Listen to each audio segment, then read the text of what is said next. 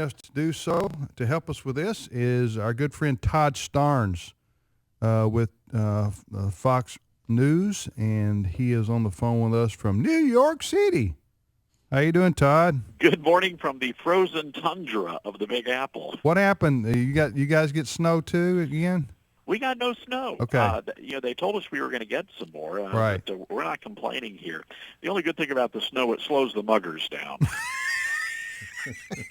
Hey, that would be a good country song. Huh? Right there. I'm serious. It's funny you mentioned that.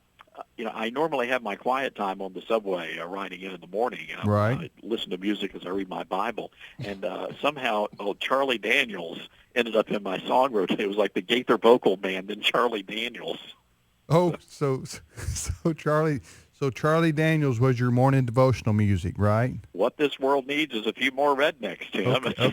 Well, that ministers to me. I think that's scriptural. Yeah, I think it's in there somewhere. As my friend said, if it ain't in the Bible, it ought to be.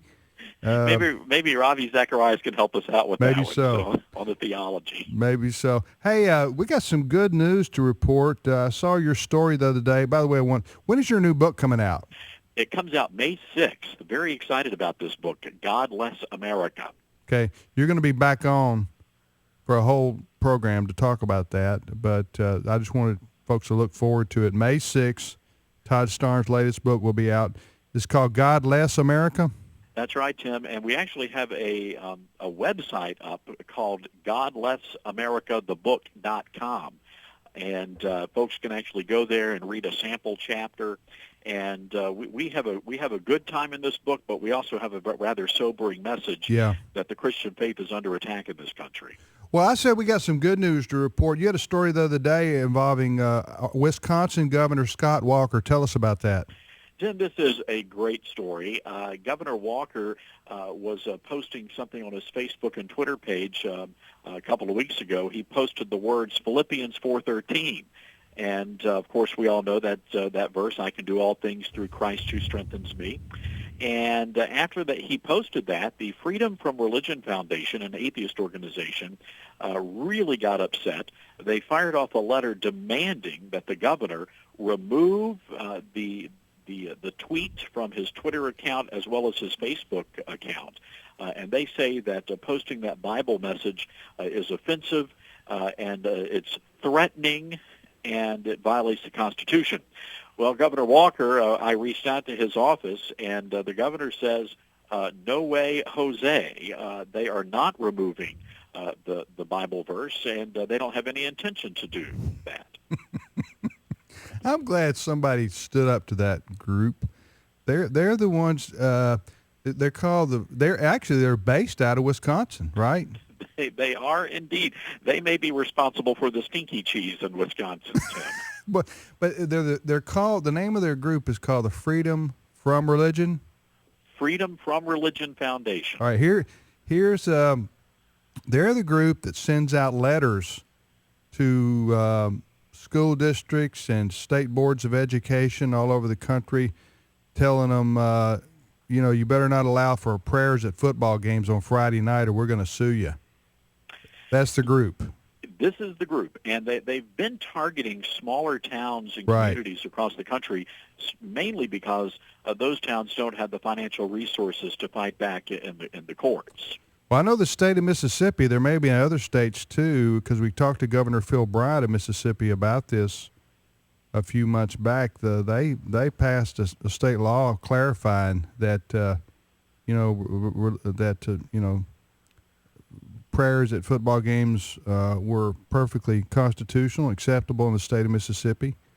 I'm talking about high school football games where prayers have been, usually a student or a local pastor or somebody's been, doing that for decades. And this group comes in, sends one letter to the school, and a lot of the schools unfortunately get intimidated or get told by their state office, in their capitals that they need to stop having the prayers. But anyway, back to this situation with Scott Walker.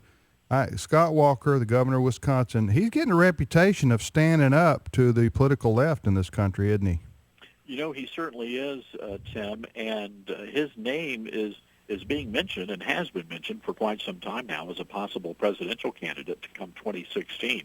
And not just because, he stands up, to groups like the Freedom from Religion Foundation, but he stood up to the unions and to the leftist groups in his own state. Right. But he's also getting Wisconsin's financial house in order. And I think a lot of people appreciate that when you tie in the fact that this man is a follower of Christ and is not ashamed to show that. I think that he becomes very attractive to a number of voters across the country.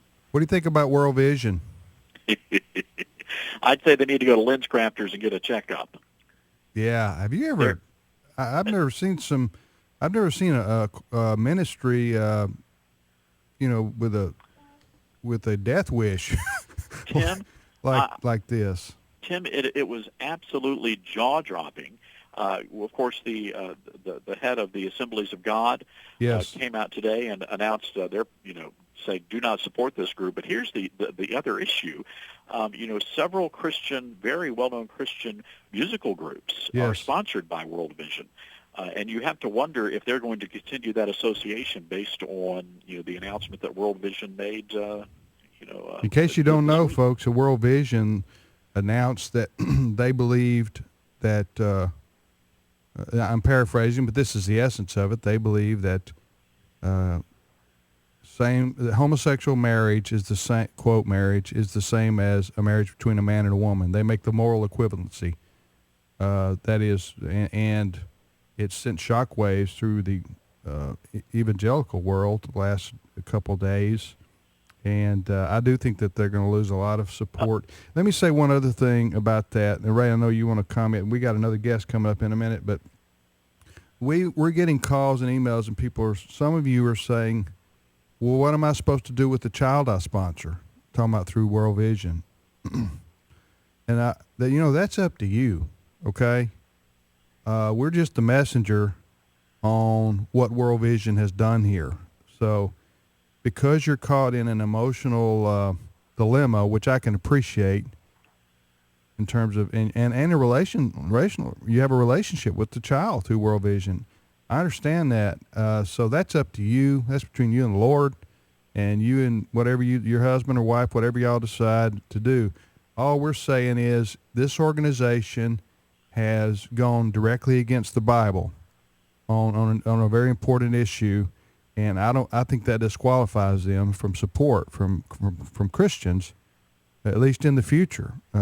So that's where we stand on this. Whatever you decide in terms of your child, there are other great organizations like Compassion International, Gospel for Asia, many that sponsor children in poor countries who are also who remain true to the gospel. So do your own homework and research on that. But hey, Todd, we got to run. What is your website?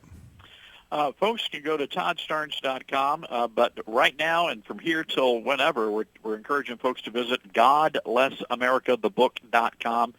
We really want to get the word out and get the stories out in our new book. Keep doing the good reporting, Todd. Thanks for being our guest. Thanks, Tim. Appreciate that.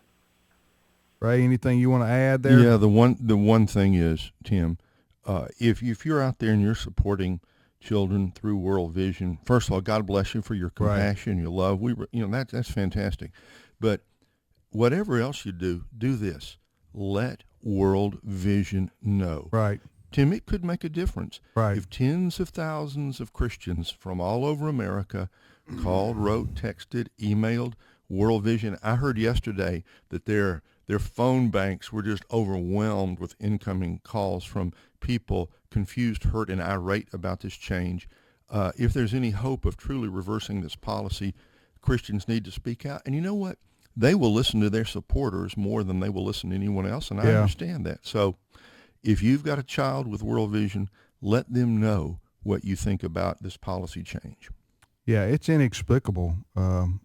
Nobody I know can understand why they did this. It's well, they didn't even explain it very No. well, other than they have decided, evidently, that the gay marriage issue just doesn't matter. So they say they want to be neutral, but to be neutral is actually to be in support of it. Yeah. All right, you're listening to the radio program Today's Issues on the American Family